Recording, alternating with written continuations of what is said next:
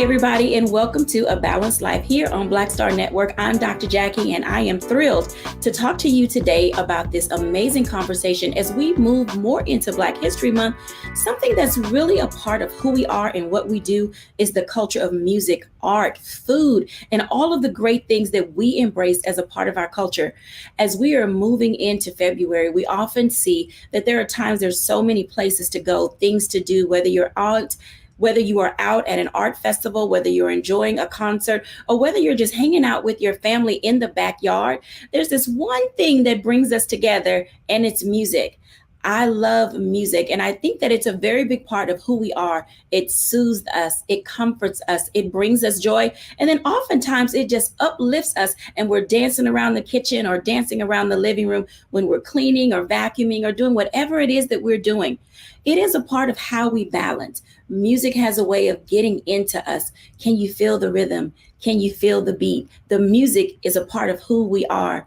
Today, we're going to be joined by our family life strategist, Charlotte Avery, Dr. Tierney, our Level Up coach, and we're going to have two special interviews today. Chef Rock Harper of Queen Mother's Restaurant, as well as Dee Barnes, our hip hop as well as Dee Barnes, our hip hop artist and our BSN contributor. So let's come on in, everybody. So let's have this conversation about music. I want to start with everyone because I want to know what's on your playlist. So guys, let's talk about this for a moment. I'm so glad that you each are here because before we get all the way into all of our segments and our shows, I'm always curious, what are people listening to? So I'm gonna start with Dr. Tierney. So what's on your playlist? Oh, a shorter list will probably be what's not on my playlist. So I have some old school hip hop on my playlist. I have some Memphis rap on my playlist. I have some Coltrane on my playlist, some jazz on my playlist, the blues on my playlist, and some Cardi B and, Megan Thee Stallion to sprinkle it in there as well. Amazing. So yeah, we have a very well-rounded playlist. Okay, so that's a part of who we are. We're all well-rounded in what we listen to. Chef, what's on your playlist when you're in there whipping up those dishes? It's a great question, Dr. Jacquie. Because I cook and I listen to different things with the vibe. On Sunday, yesterday, I was meal prepping. I'm going full on gospel. I got my Tasha Cobb, Leonard, a little Kirk Franklin up in there, and a big hip hop fan. I grew up in the '90s, so 80s, '90s, so a little Jay in there. Some stuff that I listen to with a different ear. But I've really been on my '70s vibe lately, my '70s soul vibe. That gets me through all the time. So a lot of mix, and I bring it home in the kitchen on Sunday. All right, bringing it home in the kitchen on Sunday. We're going to have a one-on-one with this amazing lady, Dee Barnes. But Dee, tell us a little bit about what's on your playlist. Well, first of all, happy Black History Month to everybody. Okay.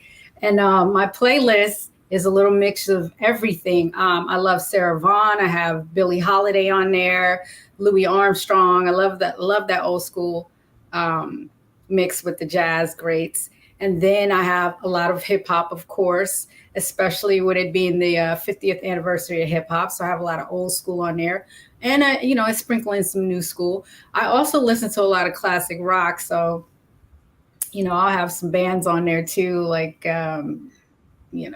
Led Zeppelin and Rolling Stones and a few others on there.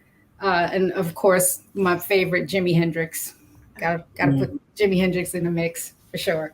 Oh, absolutely. I love that. I bet you're sometimes in the living room with that mean air guitar, just strumming away. Embarrassing, but yes.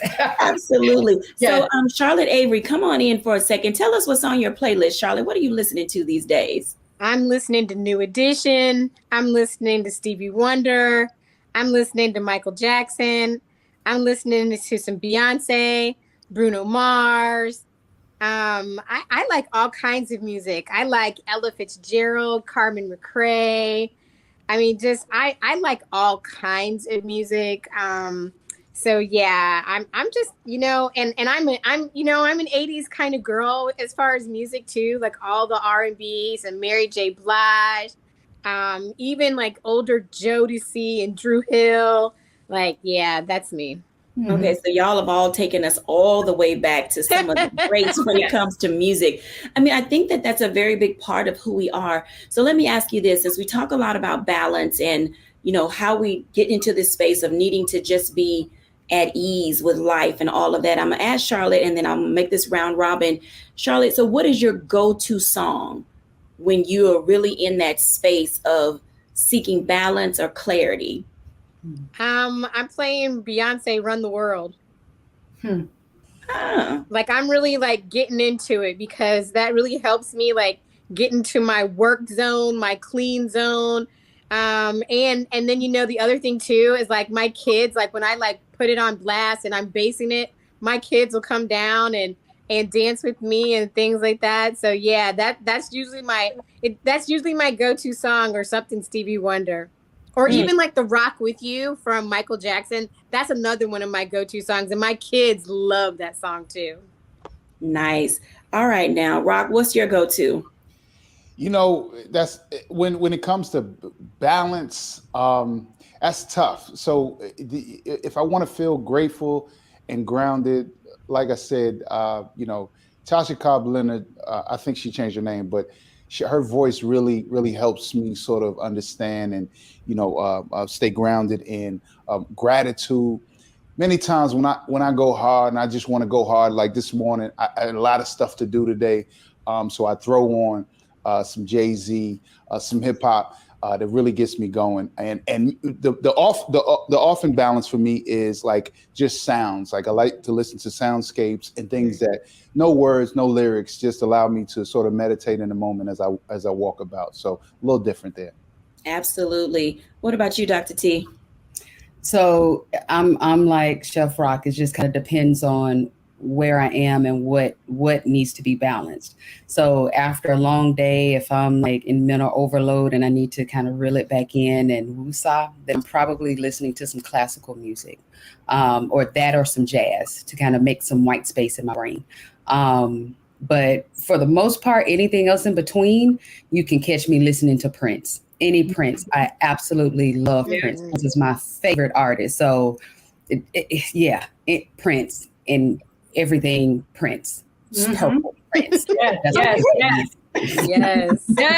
She's rocking the Purple Rain moment all the time through every situation that she'll probably go through. Let's Go Crazy, all of it. Alphabet. I couldn't wait to. I was going to say the same thing. Prince is my go-to. Prince, he's my favorite. I mean, for balance, really, when I really need that balance, I go for Nina Simone.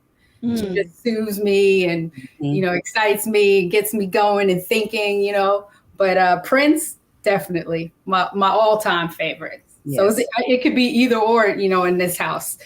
From Nina. All right, so let's talk about that for a moment. So, what's everybody's favorite Prince song? Go ahead and kick us off, Dee. My favorite Prince song, man, there's so many. I love Adore You. I love Sign of the Times. I mean, I'm really into his albums. So, 1999 is one of my favorites. And of course, Purple Rain soundtrack and anything live too. I love listening to him play live. It's amazing. Absolutely. Chef. Insatiable. Easy. Listen, I was coming into my own. When that song came out. Just met my wife at the moment. You know, that was Valentine's Day. It is Valentine's. Wow. Oh, Charlotte, what's your favorite? Anything off of the Purple Rain album, but also I love Little Red Corvette. Yes. All right, Dr. T. This is a hard one. I mean, Let's Go Crazy, Delirious, Little Red. You just said Little Red Corvette. Raspberry Beret. Like you said, Insatiable. I'm even going back to the old ones. Soft and Wet, For You. The Black Album. I just everything. There's not one yet that I just like. Oh, I don't like that song. Like, All right, so let's have a little debate, because I know that our audience, Prince or Michael Jackson? Prince. Oh no, you can't do that. You can't do that. You cannot do that. As a youngster, I had both. I had Michael Jackson up. I had Prince up. They were like both right there. You know what I mean? You can't. No, you grew up on them. Come on, that's not fair. If I had a difficult choice, Dr. T. Yeah, if I had to pick, if you're making me pick, then I'm always gonna pick Prince. I'm always going to go Prince. You know, just it's hard. It is absolutely hard, but I'm gonna stick with the purple one. Chef? I'm gonna break the tie if it is one, Michael. I was in the car last night. I put on a playlist. My 12-year-old son, who I'm trying to hip him. Little Michael came on. Who's Loving You? And he was in his little iPad, but when little Michael came on, he looked. I said, "Yeah, it's Michael." I mean, Prince. That's really impossible. But I'm gonna go ahead and say I got to go with MJ. Charlotte? I'm gonna say MJ too. And I love Prince, but you're wrong. You are wrong for making us choose like that. Right. I agree. Right. No. So let me just say, I think it's a part of that coming of age. So I went to 2 concerts as a 5-year-old. My first concert was Michael Jackson, and I was dancing in the aisles. And my second concert that same year was Tina Turner. So I think a lot of it has to do with coming of age. They've been with me since I was a wee little girl. So it's a part of that entire process of saying, oh man, we can dance to music. No one's going to stop me. When we come back after the break, I'm going to have a one-on-one with Dee Barnes, because I really want to get into her hip hop vibe. We'll be back after the break.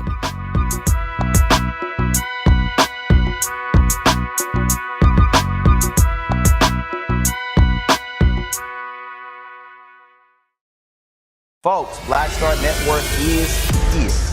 Hold no punches. I'm real revolutionary right now. Support this man, Black Media. He makes sure that our stories are told. Thank you for being the voice of Black America, Roland. Stay black. I love y'all. All momentum we have now, we have to keep this going. The video looks phenomenal. See, this difference between Black Star Network and Black-owned media and something like CNN. You can't be Black-owned media and be scared. It's time to be smart. Bring your eyeballs home. You dig?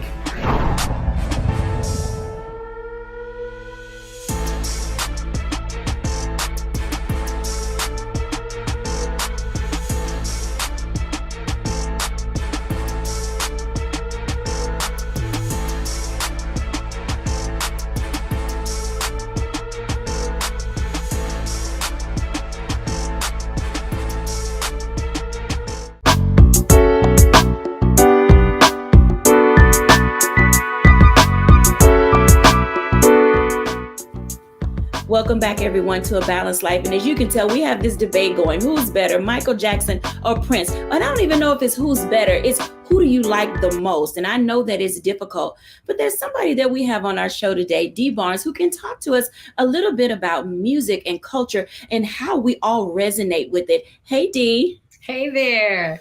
Welcome in. I'm so excited that you are with us today. So you've been in music for quite some time. So talk to us about who you are, your history and love for music, and just where people may know you from, because your vocals are like amazing. I can't sing, so I'm not going to try to do that.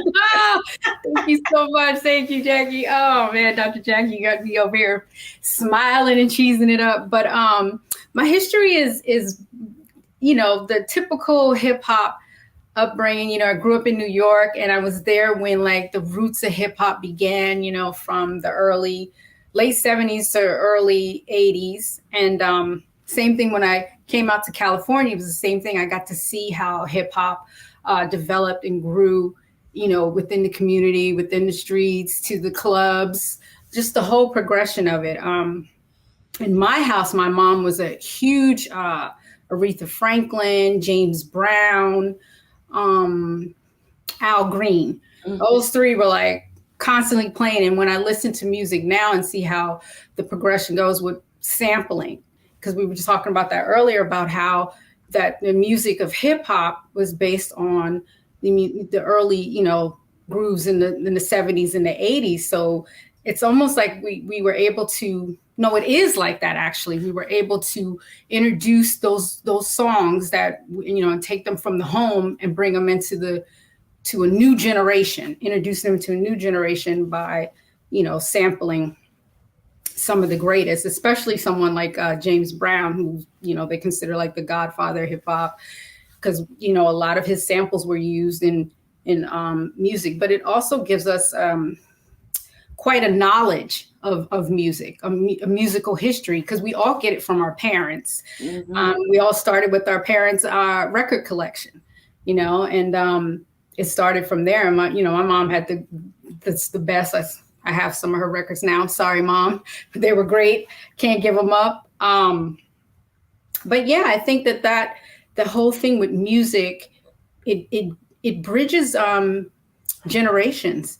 You know what I mean? It makes them, I don't know, like interconnect. You know what I mean? It just takes for sure. Yeah. Yeah, no, I think that what you're saying makes perfectly good sense. As you were talking about the record collections, I went back to Houston over the Christmas holidays, and I brought back all of the music. And I was like, oh my God, Lou Rawls, Jerry Butler, the Iceman, the Commodores, I still have like original Natalie Cole. And I was like, oh my God, Keeping the Light, Shining in the Window. All of these are very important dynamics and components, Dee, related to music as you talk about what we bring to our children. So let me ask you this question, because I noticed that younger generations are listening to, I won't say more explicit music, but more suggestive music. So where do we draw the line, Dee, as it relates to when kids should start to listen to certain types of music and the connotations that it has? Well, to back up a little bit with the explicit music, I want to say each generation is listening to explicit music, because when I was talking about that record collection, for instance, there were the back in the day, they called them party records. Mm-hmm. Had like Dolomite, for instance. Those are explicit. Red Fox was explicit. Mom's Mabley, the comedy, all these comedy albums were very explicit with a mixture of music, involved. And so when you say that it's more explicit now, I think it's just maybe there's more of it, but it's always been there. It's always been there. And so can you repeat your question again about the other part? I want to make sure I answer the other part. Sure. No, it was that whole thing about when is a good time to let kids start listening to certain things. Some music is more suggestive than other. They have radio versions of music, and oftentimes trying to keep that balance between what we play in the car, because we need to wind down, but Junior in the back seat, you just picked them up from school. Yeah. What are you going to do? Right. Well, they're going to find the music anyway, especially now this generation has the internet. They have so much access to everything. They're going to find that music, even if we try to hide it. And the more you try to hide it, the more they will find it. So I think that we should always keep an open dialogue with our children and have that conversation. They should be able to, come to you and talk to you about whatever. My daughters now who are older, but they exposed me to a lot of music too that I thought was, okay. And then I called my mom and I was like, Mom, I'm sorry, because I drove her crazy with certain types of music that I played that she didn't like. But that conversation should always be an open one. And just to, there's no really, you don't want your children too young listening to explicit music, but you, at the same time, they're gonna hear it. So you want to be able to have that dialogue with them, to have that talk about what's appropriate, what's not. And then that leads to a whole other, conversations. Which I think is good. I think it's good. They're going to find out that, kids are growing up, unfortunately, faster and faster these days. So I think it's good for them to, if they're going to be exposed to it, for you to also be exposed to it, so you can know how to have that conversation with them. Oh, I agree. So I'm going to bring Charlotte Avery into this conversation, because as our resident mom strategist, she's a mom of 7, wife of 1. That entire process, Charlotte, of your littles, middles, and older kids, that music and what you allow them to listen to, and definitely listening to it before they hear it. I mean, we used to watch movies before we let our nieces watch them. Talk to us about your process in engaging all of your age group, your children, and what you do with families as it relates to music. So, our children are various ages. And I mean, right now they're like 9 to 19, right? And so like the music that my 19-year-old and my big kids are listening to versus the music that, the littles and middles are listening to, I have to be honest and tell you that, you know what? They're really kind of listening to all of the same music. But what I do is, even with movies, and I think you just said this, even with movies, like I watch movies first before my children watch them. Even cartoon movies, I do. I watch them all before my children watch them. So if I hear my bigger kids listening to certain music, because I mean, listen, my kids are everywhere all at the same time. I mean, some of them are upstairs, some of them are downstairs. When Lim comes home from college, he's in his room, like blasting all kinds of music or whatever. And so I'll sometimes go in his room and I'll sit there and listen to the words. But what I also do is I make them be accountable for what they're listening to. And look, especially with my bigs and my middles, I always say, do you want your little siblings, your younger siblings listening to this?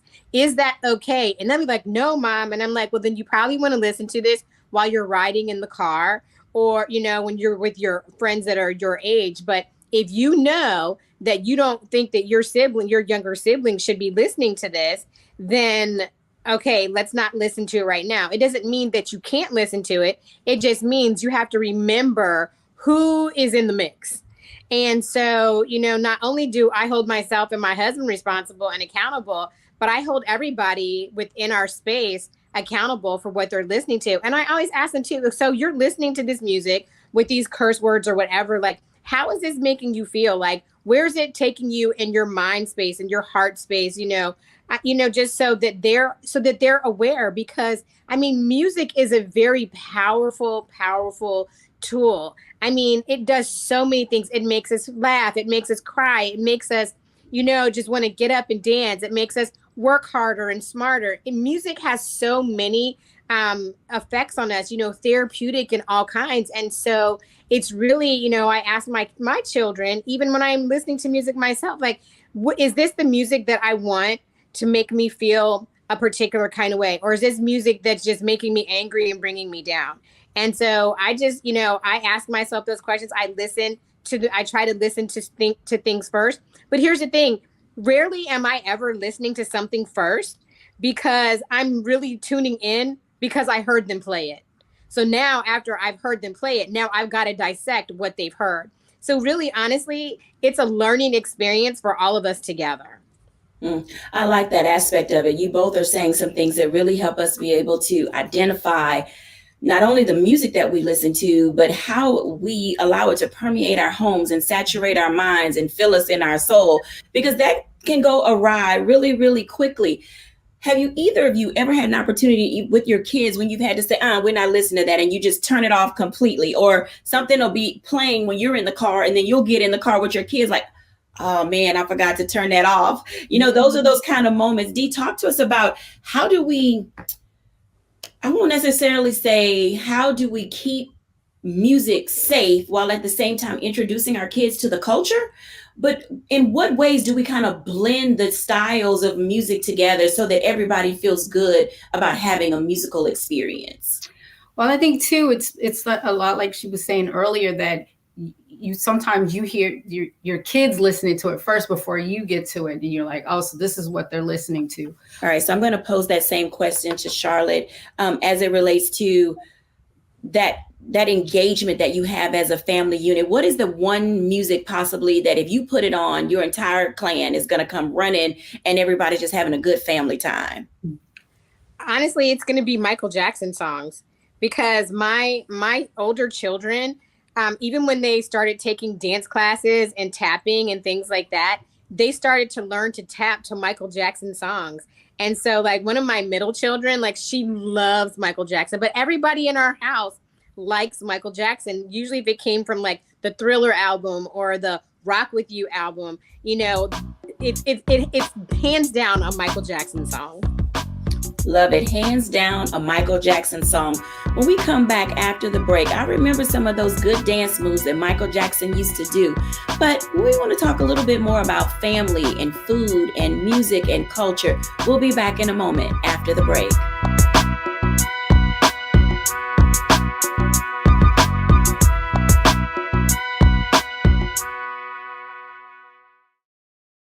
Don't you think it's time to get wealthy? I'm Deborah Owens, America's Wealth Coach, and my new show on the Black Star Network focuses on the things your financial advisor or bank isn't telling you. So watch Get Wealthy on the Black Star Network.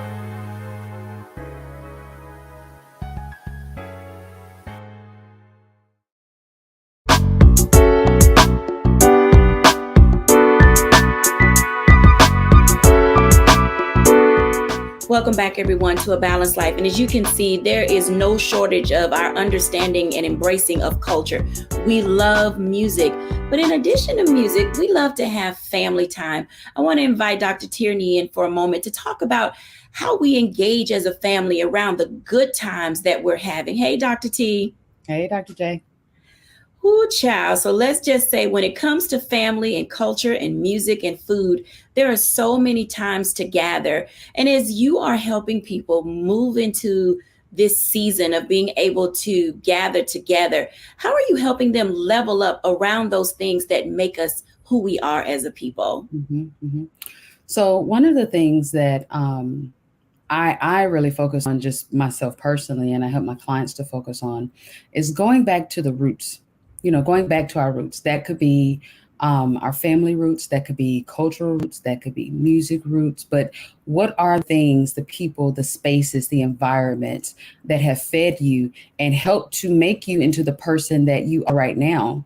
And some of those roots we may want to examine because they may be the best thing in the world, but a lot of those roots have nurtured us in such an amazing way that we want to make sure that we're continuing to draw, from those spaces. Sometimes it might mean that I just need to go and sit on my cousin's couch, and just say, hey, girl, hey, sometimes it may mean that we need to get together around the dinner table as a family, and so it doesn't necessarily have to be the big family reunions or, the big cultural events that we tend to remember and, earmark. A lot of the things that we remember, especially when we're thinking about our loved ones that have passed on, oftentimes we're telling those stories about those off the cuff moments. The time we were playing dominoes at the house, or, just the time that we were doing nothing and just sitting together, but just being together in those spaces. So making sure that we're continuing to do that, continuing to make that a priority, continuing to allow that to feed us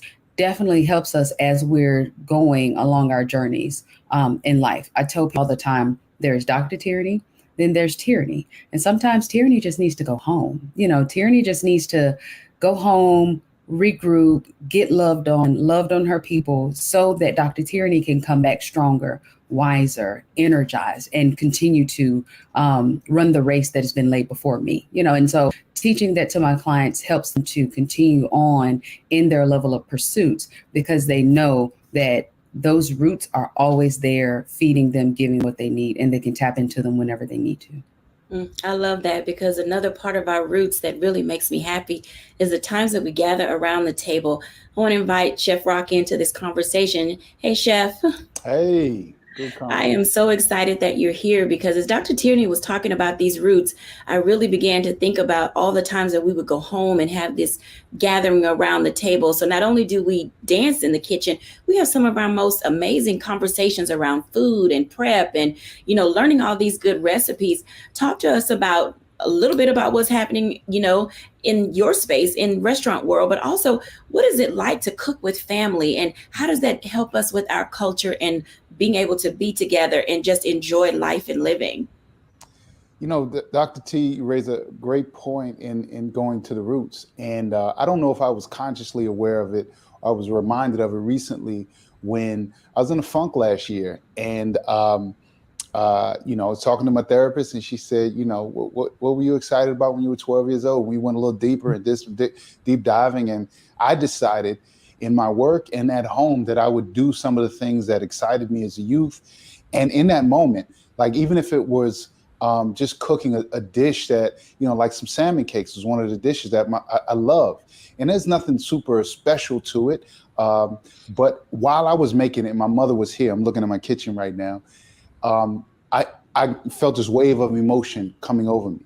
And we hadn't even eaten it yet, but it was the idea that I was connecting to, and the salmon cake and the time and the conversation was connected to that memory, that good feeling that before, it was about money or anything else. Mm-hmm. This was something that resonated deeply in my soul. I can't even say my heart, my soul. So I really think I always encourage people to look beneath the recipes and chefs to go deeper than the food, because really, as great at cooks as we think we are, we're operating, we're pulling from something way, way deeper than the food. So, and that's what's important about gathering. The food is super important. We love getting at the table, but when we think about what happened, the conversations, much of that stuff is buried in the subconscious. But the conversations, the feeling, the security that we felt in the kitchen at the table, that's really what I try to do in my work daily and try to get other people to do as well. Man, you bring up a very valid point. I mean, just that resonating moment that I had with you right then was the times that we do spend in the kitchen learning how to make a shortbread cookie, something we don't use anymore, or maybe not as often, Clabber Girl, just learning how things work in the kitchen and the life lessons that are there. Chef Rock, talk to us a little bit about some of the life lessons when we gather together in the kitchen, sharing recipes, preparing the meals. What are some of those moments that we can really learn to embrace and pass on to this generation? Well, first of all, I'm in my studio here. I got some Clabber Girl around here, but it's not right here. So it's still in action. You rest assured. I'll draw on it. There's so many memories, but just yesterday, I'm hanging with my son. He's 12 years old. So he's in that preteen era, and I'm really trying to find, and he's, the new generation. So I'm trying to find ways to connect with him and make sure that he has life skills. And this is just he and I, which is not like the sort of the typical picture of cooking, right? We think about aunts and grandmothers and moms, but we were in the kitchen. Went by the store. He said he wanted some lemonade or some soda. I said, I ain't buying that, bro. That's too much. And as a matter of fact, I'm going to show you how to make lemonade like your grandmother used to make it, and it'll taste better and it's cheaper. So we came in, took a couple lemons, some sugar, water, hot water. Like I gave him the whole recipe. We did it together. I'm videoing it, which is something I wouldn't traditionally do, but that gives him, I'm coming into his world. And we talk about, we even talk about science. I pull out the scale so he can see. We talked about volume and count and weighted measure. And then we also just talked about, like, listen, son, I'm not going to be here all the time. You're going to be 20 something like your brother. And I want you to be able to do little things so you don't have to rely on any other human being. I can cook and clean and iron my clothes and sew up a little bit. And, years ago, he wouldn't like, yeah, I saw him and it made me feel so good. A brother wanted to cry. I was like, oh, I got him, God. We're going to make lemonade every week. And those are some things that, again, I probably took for granted with my grandmother, my mother, but those are the interactions, the small things that you learn in that kitchen. And it might be about school or relationships, but it happens there when at the end, we know we got to get to that lemonade, and he thoroughly enjoyed it, and so did I. I think that those are the precious moments. We have a sign in our kitchen that says we dance in this kitchen. Now, every now and then, Rock, I may throw a little something together. But we spend most of our time in our kitchen fellowshipping, socializing, and like you said, having those teachable moments. Dr. Tierney, for our parents and families that may be watching and, they're looking for these teachable moments. A lot of times we tell our kids to get out the kitchen, go and sit around somewhere. How important is it to build memories?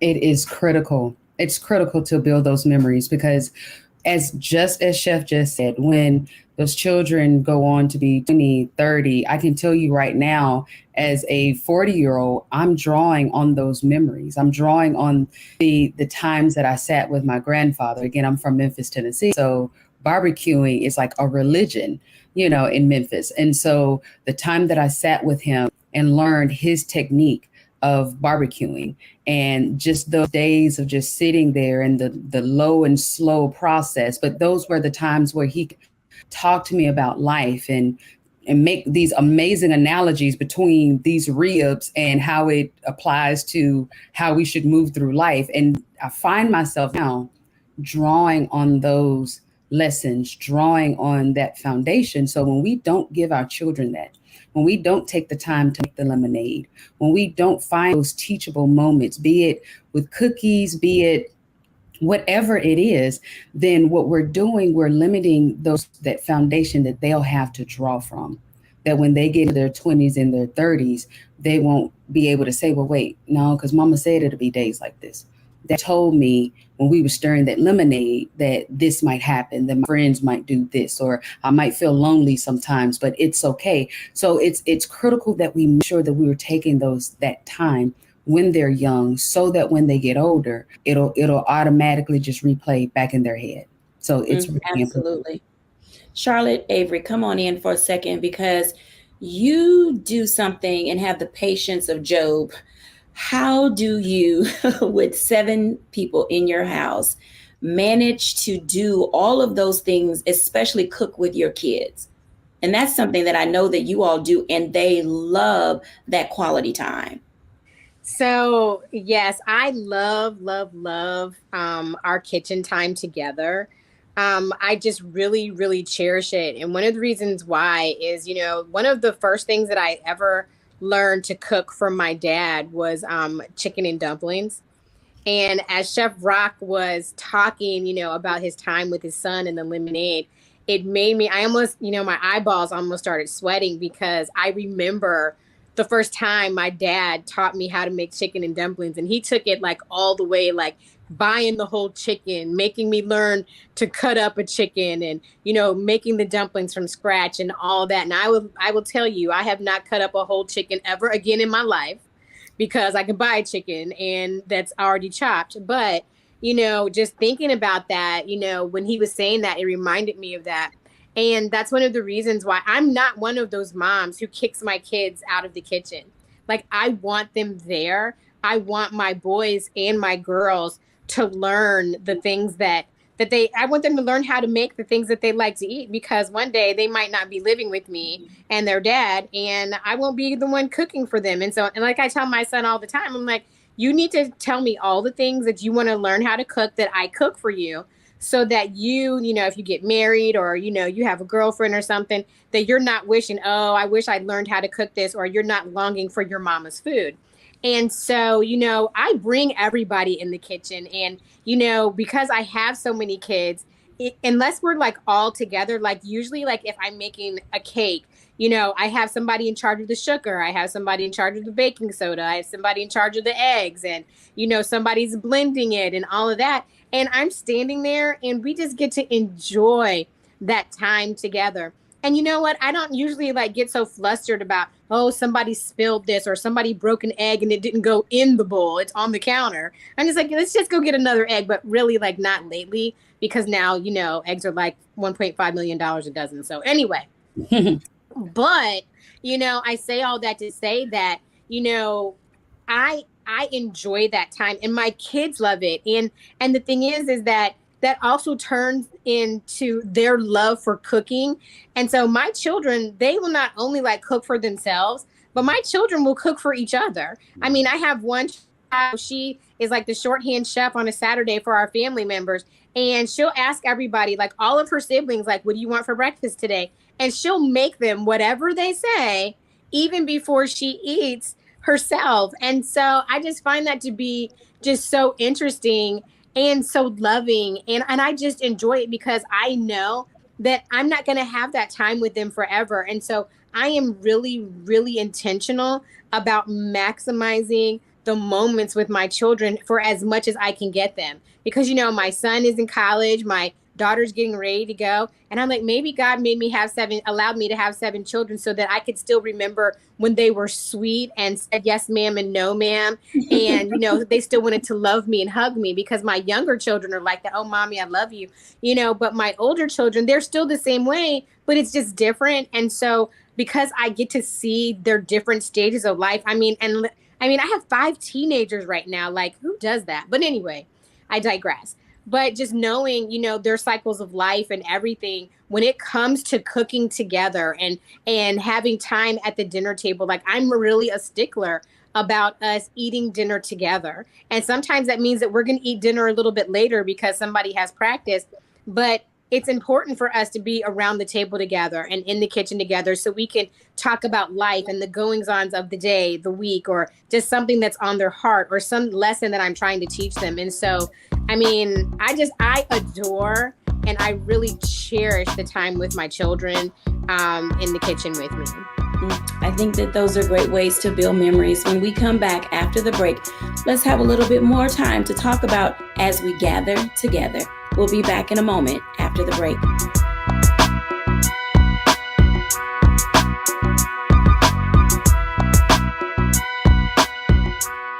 Hatred on the streets, a horrific scene, a white nationalist rally that descended into deadly violence. White people are losing their damn minds. As an angry pro-Trump mob storms the U.S. Capitol, we've seen shooting. We're about to see the rise of what I call white minority resistance. We have seen white folks in this country who simply cannot tolerate black folks voting. I think what we're seeing is the inevitable result of violent denial. This is part of American history. Every time that people of color have made progress, whether real or symbolic, there has been what Carol Anderson at Emory University calls white rage as a backlash. This is the rise of the Proud Boys and the Boogaloo Boys. America, there's going to be more of this. Here's all the Proud Boys, guys. This country is getting increasingly racist in its behaviors and its attitudes because of the fear of white people. The fear that they're taking our jobs, they're taking our resources, they're taking our women. This is white fear.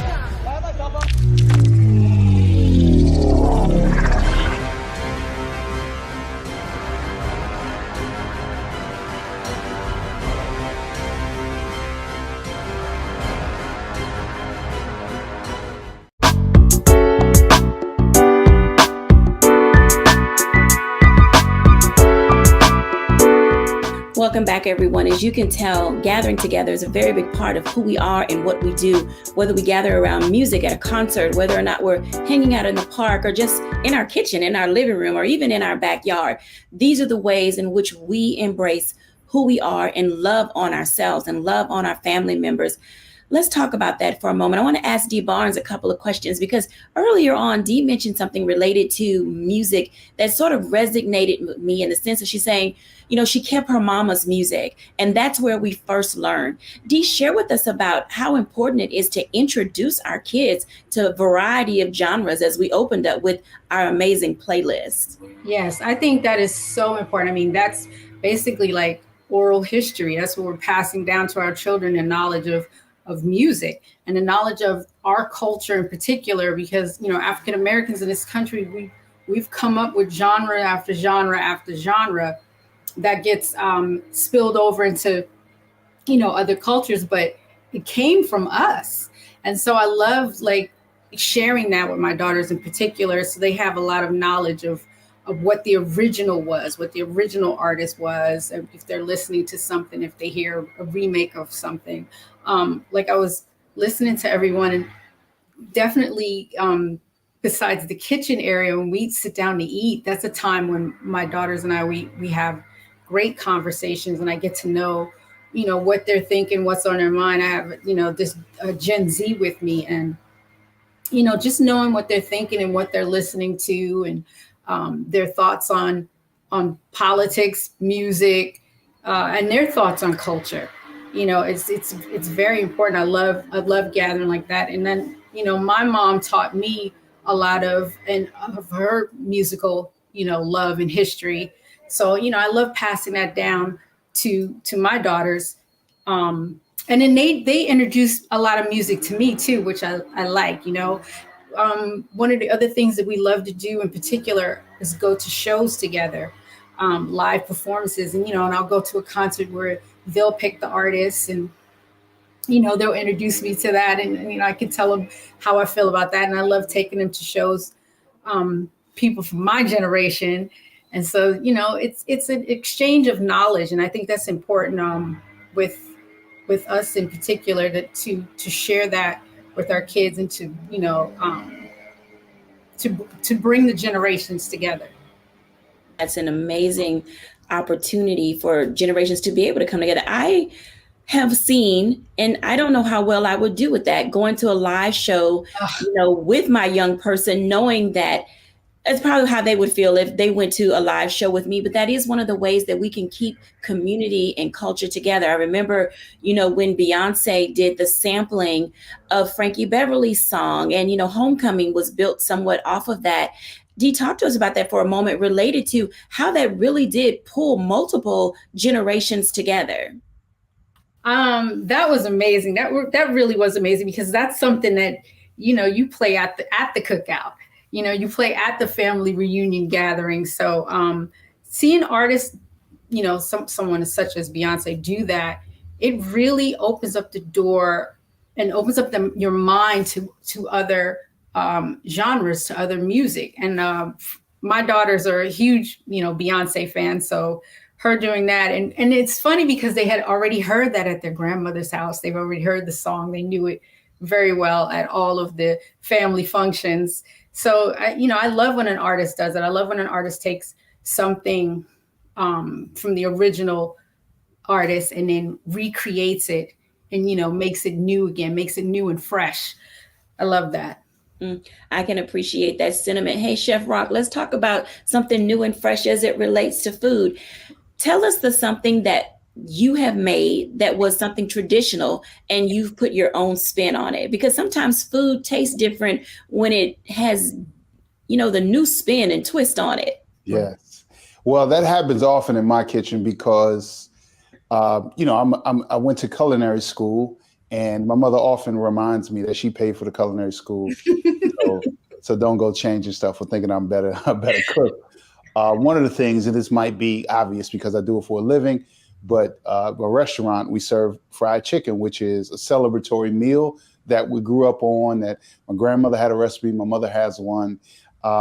One of the changes, there's several changes I made, but one of them is that I add duck fat to the oil.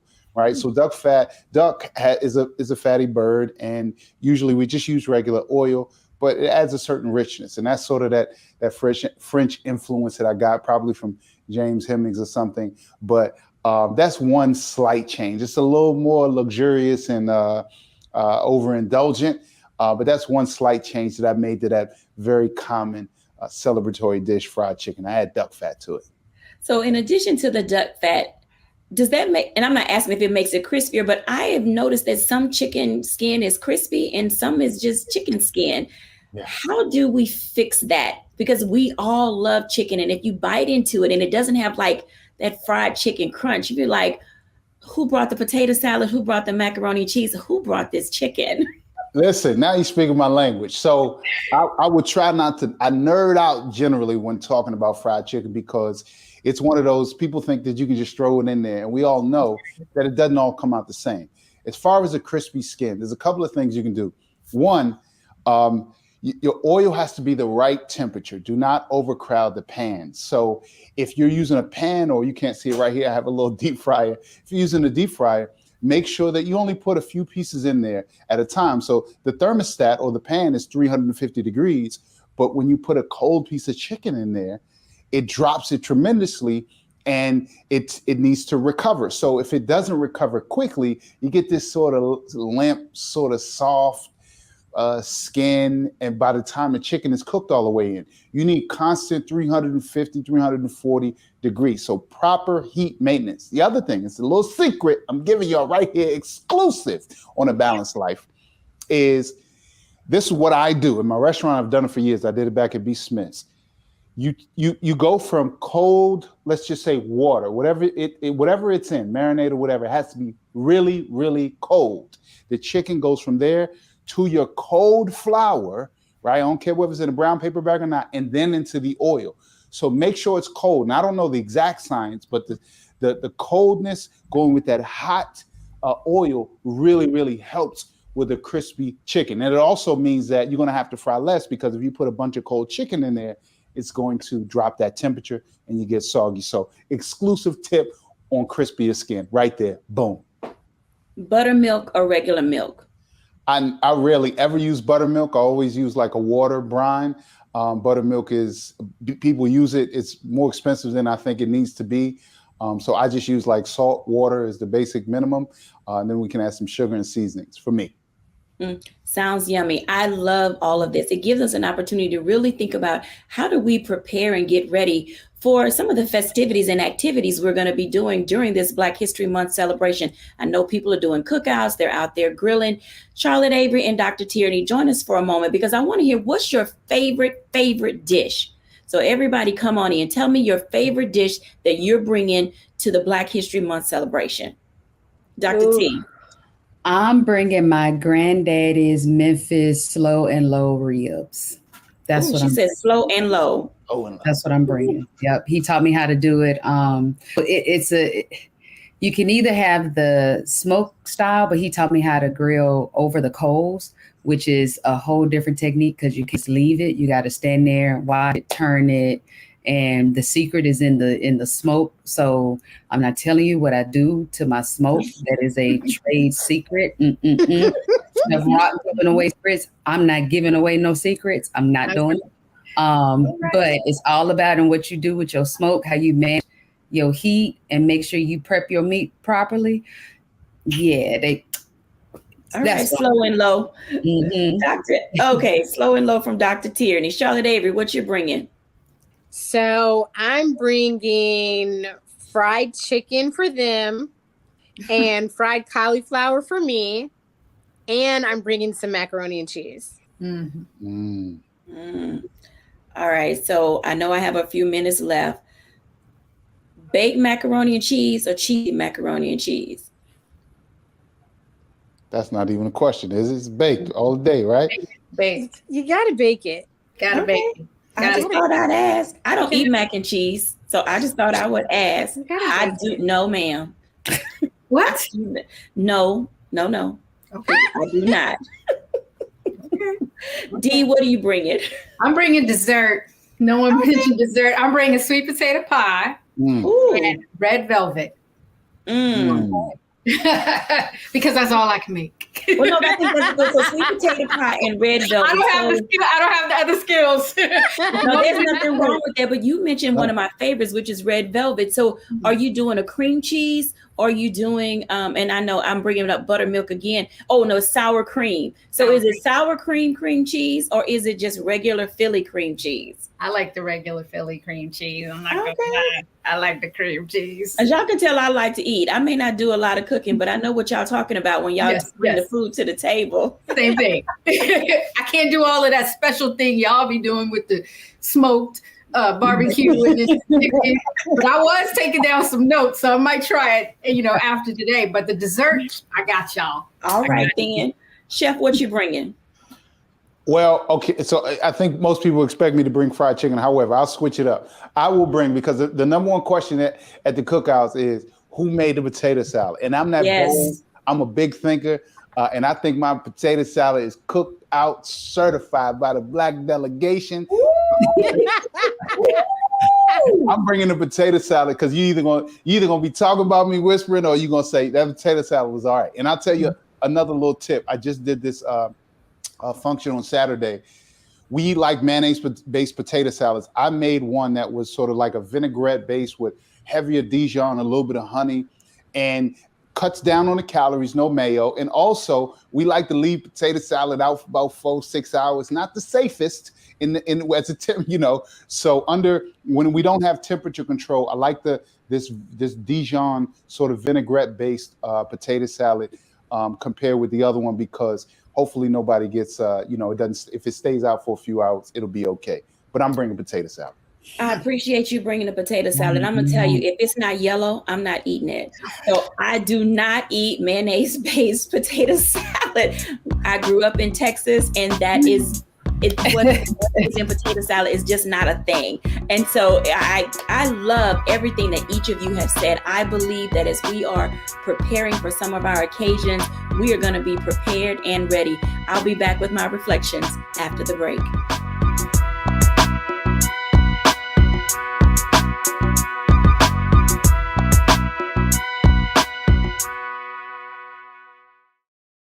We talk about blackness and what happens in black culture, we're about covering these things that matter to us, speaking to our issues and concerns. This is a genuine people-powered movement. There's a lot of stuff that we're not getting. You get it, and you spread the word. We wish to plead our own cause. Too long have others spoken for us. We cannot tell our own story if we can't pay for it. This is about covering us. Invest in black-owned media. Your dollars matter. We don't have to keep asking them to cover our stuff. So please support us in what we do, folks. We want to hit 2,000 people, $50 this month, raise $100,000. We're behind 100,000, so we want to hit that. Y'all money makes this possible. Checks and money orders go to P.O. Box 57196, Washington, D.C. 20037-0196. The Cash App is $RM Unfiltered. PayPal is R Martin Unfiltered. Venmo is RM Unfiltered. Zelle is Roland at RolandSMartin.com.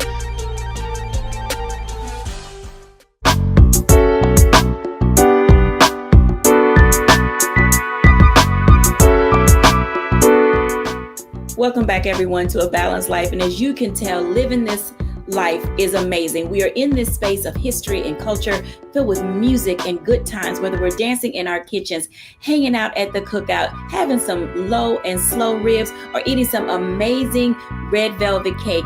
This is who we are, and it's what we do. I hope that as you are planning all of your celebrations this month, that you will enjoy living a balanced life with good people and good food. Bye now.